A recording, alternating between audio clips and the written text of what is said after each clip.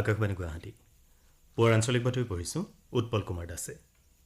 এতিয়া প্ৰধান বাতৰিসমূহ হ'ল ডিচেম্বৰ মাহৰ ভিতৰত ৰাজ্যৰ আৰু 1 লাখ খিলঞ্জীয়া পৰিয়ালক মাটিৰ পট্টা প্ৰদান কৰাৰ বাবে যাৱতীয় ব্যৱস্থা গ্ৰহণ কৰিবলৈ মুখ্যমন্ত্ৰী সৰ্বানন্দ সোণোৱালৰ উপায়ুক্তসকলক নিৰ্দেশ।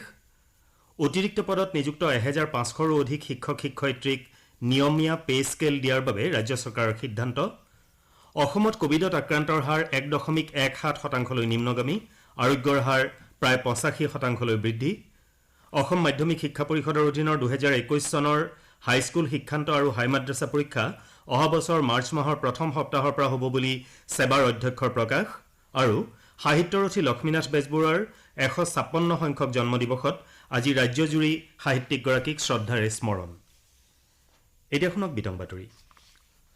অসম চৰকাৰে অহা ডিচেম্বৰ মাহৰ ভিতৰত ৰাজ্যৰ আৰু 1 লাখ খিলঞ্জীয়া পৰিয়ালক মাটিৰ পট্টা প্ৰদান কৰিব। মুখ্যমন্ত্ৰী সৰ্বানন্দ সোণোৱালে কালি উপায়ুক্তসকলক এই ক্ষেত্ৰত যাৱতীয় ব্যৱস্থা গ্ৰহণৰ নিৰ্দেশ দিয়ে। মুখ্যমন্ত্ৰীয়ে লগতে ভূমিপট্টা প্ৰদানৰ বিষয়টো চৰকাৰী দায়িত্ব হিচাপে লোৱাৰ পৰিৱৰ্তে নৈতিক দায়িত্ব হিচাপে গ্ৰহণ কৰিবলৈ উপায়ুক্তসকলক নিৰ্দেশ দিছে। কালি ৰাজ্যখনৰ সকলো জিলাৰ উপায়ুক্ত তথা আৰক্ষী অধীক্ষকসকলৰ সৈতে ভিডিঅ' কনফাৰেন্সিং ব্যৱস্থাৰে মত বিনিময় কৰি মুখ্যমন্ত্ৰীয়ে শাৰদীয় দুৰ্গা পূজাৰ প্ৰাক্ষণত ৰাজ্যখনত আইন শৃংখলা তথা কোভিড পৰিস্থিতিৰ পৰ্যালোচনা কৰে। মুখ্যমন্ত্ৰী সোণোৱালে উৎসৱৰ বতৰত কোভিড প্ৰট'কল সম্পূৰ্ণৰূপে মানি চলাটো নিশ্চিত কৰিবলৈ জিলা প্ৰশাসনৰ মুৰব্বীসকলক নিৰ্দেশ দিছে। পৰ্যালোচনা কালত মুখ্যমন্ত্ৰীয়ে কয় যে কেন্দ্ৰীয় চৰকাৰৰ আঁচনিসমূহৰ দ্বাৰা উপকৃত হোৱাৰ বাবে হিতাধিকাৰীসকলে আধাৰ পঞ্জীয়ন কৰাটো বাধ্যতামূলক। ৰাজ্যখনৰ কেইবাখনো জিলাত আধাৰ পঞ্জীয়নৰ কাম লেহেমীয়া হোৱাৰ কথা উল্লেখ কৰি মুখ্যমন্ত্ৰীয়ে ডিচেম্বৰৰ ভিতৰত 100% কাম সম্পূৰ্ণ কৰিবলৈকো নিৰ্দেশ দিয়ে। তেওঁ লগতে এই কামত থলুৱা যুৱক যুৱতীক নিয়োজিত কৰাৰো নিৰ্দেশ দিছে। শ্ৰী সোণোৱালে লগতে অসম চৰকাৰৰ অভিলাষী আঁচনি অৰুণোদয় আৰু অৰুন্ধতী সন্দৰ্ভত উপযুক্ত প্ৰচাৰৰ পদক্ষেপ ল'বলৈ উপায়ুক্তসকলক নিৰ্দেশ দিয়ে। ইফালে শাৰদীয় দুৰ্গা পূজাৰ আগে চাহ বাগিচাৰ শ্ৰমিকসকলক বাগিচা কৰ্তৃপক্ষৰ প্ৰদান কৰিবলগীয়া বানচ লাভ কৰাটো নিশ্চিত কৰিবলৈকো মুখ্যমন্ত্ৰীয়ে উপায়ুক্তসকলক নিৰ্দেশ দিছে। প্ৰধানমন্ত্ৰী নৰেন্দ্ৰ মোদীয়ে কৈছে যে শেহতীয়াকৈ মুদ্ৰা যোজনাৰ অধীনত দেশত প্ৰায় 7 কোটি মহিলাই 3 লাখ কোটি টকাৰ ঋণ লাভ কৰিছে। মহাৰাষ্ট্ৰত ভিডিঅ' কনফাৰেন্সিং যোগে পদ্মভূষণ ড বালাচাহেব বিখে পাটিলৰ আত্মজীৱনী উন্মোচন কৰি শ্ৰীমোদীয়ে এই কথা প্ৰকাশ কৰে। প্ৰধানমন্ত্ৰীয়ে কয় যে মুদ্ৰা যোজনাৰ ফলত স্বনিয়োজনৰ সুবিধা বৃদ্ধি পাব। তেওঁ কয় যে কৃষক, পশুপালক আৰু মীনপালকসকলে কিষাণ ক্ৰেডিট কাৰ্ডৰ জৰিয়তে বেংকসমূহৰ পৰা অতি সহজেই ঋণ লাভ কৰিছে। শ্ৰীমোদীয়ে লগতে কয় যে পূৰ্বে কিষাণ ক্ৰেডিট কাৰ্ডৰ সুবিধাৰ পৰা বঞ্চিত প্ৰায় 2.5 কোটি ক্ষুদ্ৰ খেতিয়কৰ পৰিয়ালো বৰ্তমান ইয়াৰ দ্বাৰা লাভান্বিত হৈছে। প্ৰধানমন্ত্ৰী শ্ৰীমোদীয়ে জনসাধাৰণক কোভিড-19 সন্দৰ্ভত যিকোনো অৱহেলা এৰাই চলিবলৈ পৰামৰ্শ দি কয় যে সকলোৱে মাস্ক পৰিধান কৰাৰ লগতে হাতসমূহ পৰিষ্কাৰ কৰি নিৰ্দিষ্ট ব্যৱধান মানি চলা উচিত। ভাৰতে কৰোনা ভাইৰাছৰ বিৰুদ্ধে অব্যাহত থকা এই যুঁজত জয়লাভ কৰিব বুলি তেওঁ আশা প্ৰকাশ কৰে। ৰাজ্য চৰকাৰে অতিৰিক্ত পদত নিযুক্ত 1500ৰো অধিক শিক্ষক শিক্ষয়িত্ৰীক নিয়মীয়া পে স্কেল দিয়াৰ সিদ্ধান্ত লৈছে। লগতে প্ৰশিক্ষণ নথকা 2960গৰাকী শিক্ষক শিক্ষয়িত্ৰীক টিউটৰ পদত নিযুক্তি দিয়াৰো সিদ্ধান্ত লোৱা হৈছে। শিক্ষামন্ত্ৰী ড হিমন্ত বিশ্ব শৰ্মাই কালি গুৱাহাটীত এখন সংবাদমেলত এই কথা প্ৰকাশ কৰে। তেওঁ লগতে কয় যে মধ্যাহ্নভোজনৰ 1,18,000ৰো অধিক ৰান্ধনী আৰু সহায়িকালৈ মাহে 500 টকাকৈ অতিৰিক্ত মাননি আগবঢ়াবলৈ ৰাজ্য চৰকাৰে সিদ্ধান্ত গ্ৰহণ কৰিছে। এই ৰান্ধনী আৰু সহায়িকাসকলে কেন্দ্ৰীয় চৰকাৰৰ পৰা প্ৰতিমাহে লাভ কৰা 1000 টকাৰ উপৰি এতিয়াৰে পৰা অতিৰিক্ত 500 টকাকৈ লাভ কৰিব। যোৱা 1 এপ্ৰিলৰ পৰা এই নিয়ম কাৰ্যকৰী হ'ব। ইয়াৰ বাবে ৰাজ্য চৰকাৰৰ বছৰি 60 কোটি টকা ব্যয় হ'ব। ইফালে 1991 চনৰ পৰা 2001 চনৰ ভিতৰত অনুমোদিত পদৰ বিপৰীতে অতিৰিক্ত পদত নিযুক্ত 1575গৰাকী শিক্ষকক 1 নৱেম্বৰৰ পৰা নিয়মীয়া পে স্কেল দিয়া হ'ব বুলি তেওঁ প্ৰকাশ কৰে। একেদৰে 2960গৰাকী প্ৰশিক্ষণ গ্ৰহণ নকৰা শিক্ষকে 1 নৱেম্বৰৰ পৰা টিউটৰ হিচাপে দৰমহা লাভ কৰিব। প্ৰসংগক্ৰমে মন্ত্ৰীগৰাকীয়ে কয় যে ৰাজ্য চৰকাৰৰ অভিলাষী আঁচনি অৰুণোদয় অহা 1 নৱেম্বৰৰ পৰা ৰূপায়ণ কৰা হ'ব। অসমত কোভিডত আক্ৰান্তৰ হাৰ 1.17% নিম্নগামী হৈছে। কালিৰ দিনটোত ৰাজ্যখনত 1482 জন লোকৰ দেহত কোভিডৰ সংক্ৰমণ ধৰা পৰিছে। কালি 1,26,000ৰো অধিক লোকৰ কোভিড পৰীক্ষা কৰা হয়। আনহাতে ৰাজ্যখনত কোভিডৰ পৰা আৰোগ্য হোৱা লোকৰ সংখ্যাই 1,67,000 অতিক্ৰম কৰিছে। অসমত বৰ্তমান আৰোগ্যৰ হাৰ 84.89%। ৰাজ্যখনত এতিয়া 28,000 897 জন লোক চিকিৎসাধীন হৈ আছে। ইফালে কোভিডত আক্ৰান্ত হৈ কালি 4 জন লোকৰ মৃত্যু হয়। মৃত্যু হোৱাসকলৰ ভিতৰত ডিব্ৰুগড়, শিৱসাগৰ, কামৰূপ মহানগৰ আৰু যোৰহাটৰ এজনকৈ লোক আছে। ইয়াকে লৈ ৰাজ্যখনত কোভিডত আক্ৰান্ত হৈ মৃত্যু হোৱা লোকৰ সংখ্যা 830লৈ বৃদ্ধি পাইছে।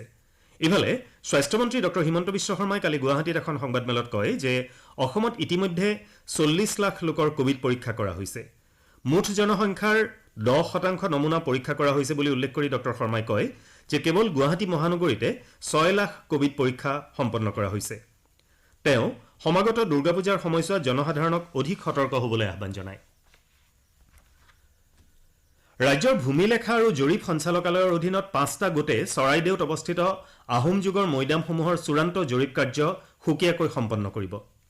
এই মৈদামসমূহত বিশ্ব ঐতিহ্য ক্ষেত্ৰৰ মৰ্যাদা প্ৰদানৰ সম্ভাৱনাৰ বিষয়টো অধ্যয়ন কৰাৰ উদ্দেশ্যে ৰাজ্য চৰকাৰে ইতিপূৰ্বে গ্ৰহণ কৰা সিদ্ধান্তৰ অংশ হিচাপে এই জৰীপৰ কাৰ্যসূচী গ্ৰহণ কৰা হৈছে। এই কামৰ জৰিয়তে ৰাষ্ট্ৰসংঘৰ সংশ্লিষ্ট সংস্থা ইউনেস্কোৰ সৈতে পদ্ধতিগত যোগাযোগ সহজ হৈ উঠাৰ লগতে প্ৰত্নতাত্ত্বিক সম্পদসমূহৰ উপযুক্ত সংৰক্ষণো সম্ভৱপৰ হ'ব বুলি আশা কৰা হৈছে। উল্লেখযোগ্য যে প্ৰথমগৰাকী আহোম স্বৰ্গদেউ চাওলুং চুকাফাই 1253 খ্ৰীষ্টাব্দত এই চৰাইদেউতেই প্ৰথমখন স্থায়ী ৰাজধানী স্থাপন কৰিছিল। 600 বছৰীয়া আহোম ৰাজত্বৰ সময়ত ভিন ভিন ঠাইত ৰাজধানী পতা হয় যদিও চৰাইদেউ এই সময়ছোৱাৰ গৌৰৱপূৰ্ণ ক্ষমতাৰ প্ৰতীক হিচাপে বিবেচিত হৈ আহিছে। ৰাজমৈদামেৰে সমৃদ্ধ চৰাইদেউ সেই দিশৰ পৰা প্ৰত্নতাত্ত্বিক তথা ঐতিহাসিক অধ্যয়নৰ সমল হিচাপেও চিহ্নিত হৈ আহিছে। আপোনালোকে আঞ্চলিক বাতৰি শুনিছে আকাশবাণীৰ গুৱাহাটী কেন্দ্ৰৰ পৰা। অসম মাধ্যমিক শিক্ষা পৰিষদৰ অধীনৰ মেট্ৰিক আৰু হাই মাদ্ৰাছা পৰীক্ষাৰ বাবে অহা 2 নৱেম্বৰৰ পৰা 23 নৱেম্বৰলৈ অনলাইন যোগে প্ৰপত্ৰ পূৰণৰ দিন ধাৰ্য কৰা হৈছে।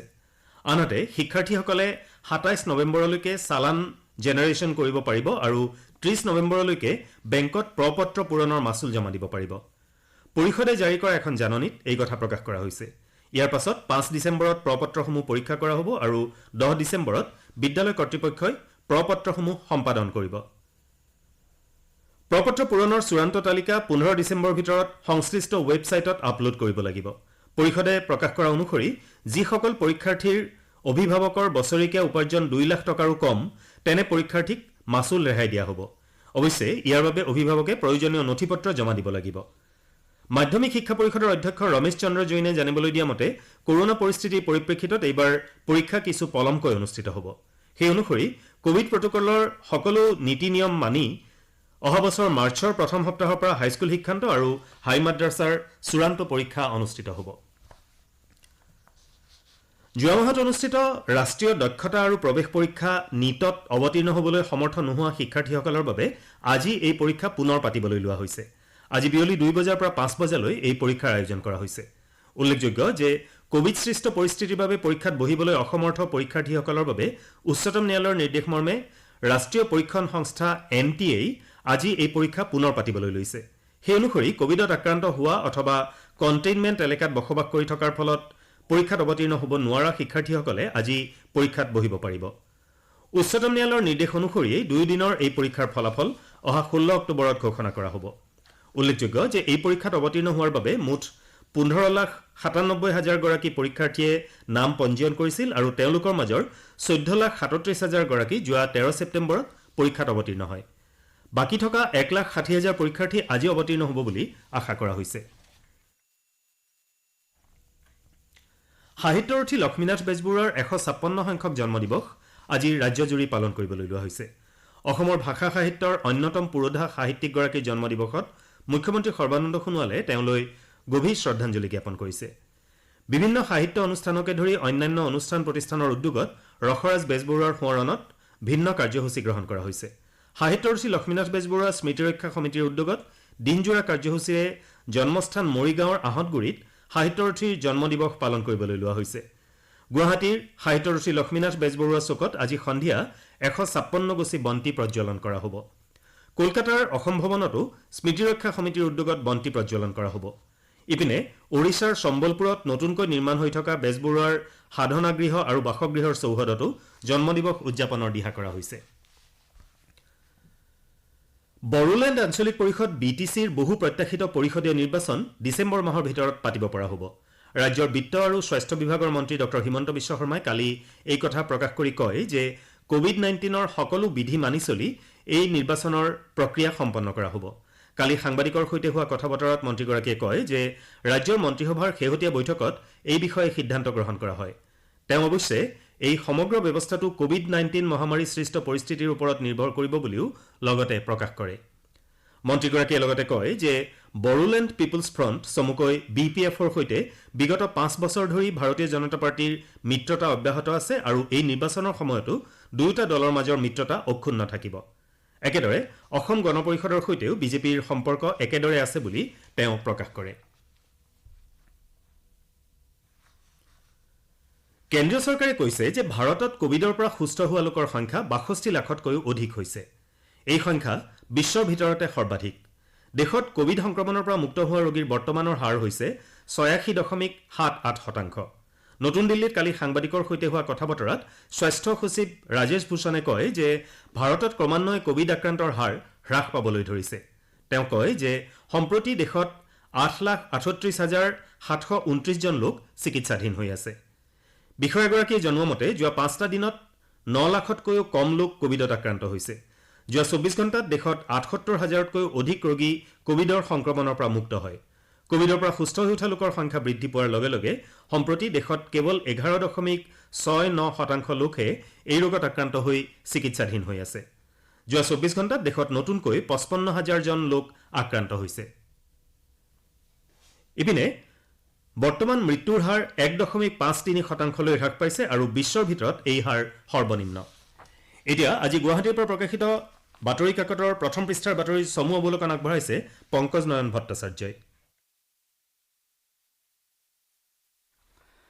অসম আৰক্ষীৰ উপ পৰিদৰ্শক নিযুক্তি পৰীক্ষাৰ প্ৰশ্নকাকত কেলেংকাৰীৰ তদন্ত প্ৰক্ৰিয়াৰ বাতৰিক আজি গুৱাহাটীৰ পৰা প্ৰকাশিত কেইবাখনো কাকতে প্ৰথম পৃষ্ঠাত মুখ্য বাতৰি হিচাপে প্ৰকাশ কৰিছে। অসমীয়া প্ৰতিদিনত SP সঞ্জিতৰ গৃহৰ পৰা ফাদিল হৈছিল প্ৰশ্নকাকত আমাৰ অসমত সৰিয়হৰ দুলিতে ভূত, দৈনিক জনমভূমিত CIDয়ে বিচাৰি ফুৰা অক্ষয় চান্দ হস্পিটেলত, অসমীয়া খবৰত কৰিমগঞ্জৰ 2 কনিষ্টবল চালকক গ্ৰেপ্তাৰ আৰু দৈনিক অগ্ৰদূতত SPৰ আৱাসতে প্ৰশ্নকাকত ফাদিল শিৰোনামেৰে বাতৰিটো প্ৰকাশ হৈছে। নিয়মীয়া বাৰ্তাৰ আজি প্ৰথম পৃষ্ঠাৰ মুখ্য বাতৰিৰ শিৰোনাম দুৰ্গা পূজাত কোভিড প্ৰটকলৰ বান্ধোন।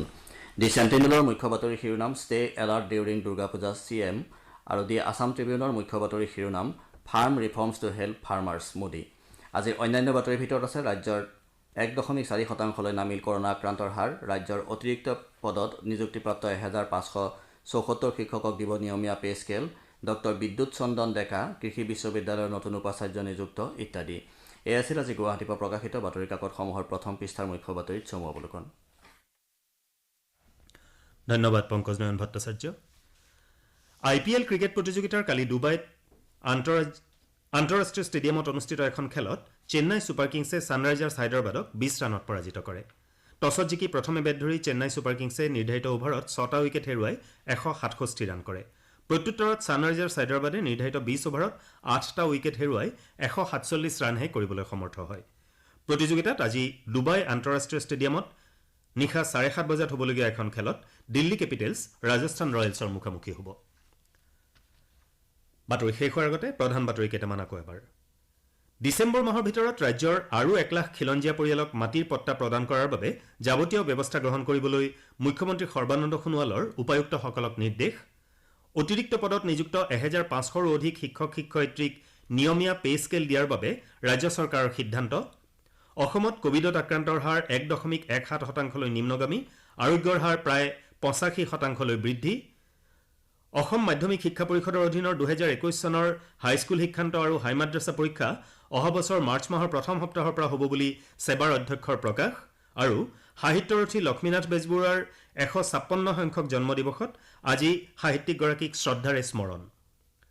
বাতৰি শেষ কৰাৰ পূৰ্বে কওঁ, মাস্ক পৰিধান কৰক, হাত ধুৱক আৰু পৰস্পৰৰ মাজত কমেও 2 গজ দূৰত্ব বৰ্তাই ৰাখক। কোভিডক পৰাজিত কৰক। আমাৰ পুৱাৰ আঞ্চলিক বাতৰি ইমানতে শেষ হ'ল। নমস্কাৰ।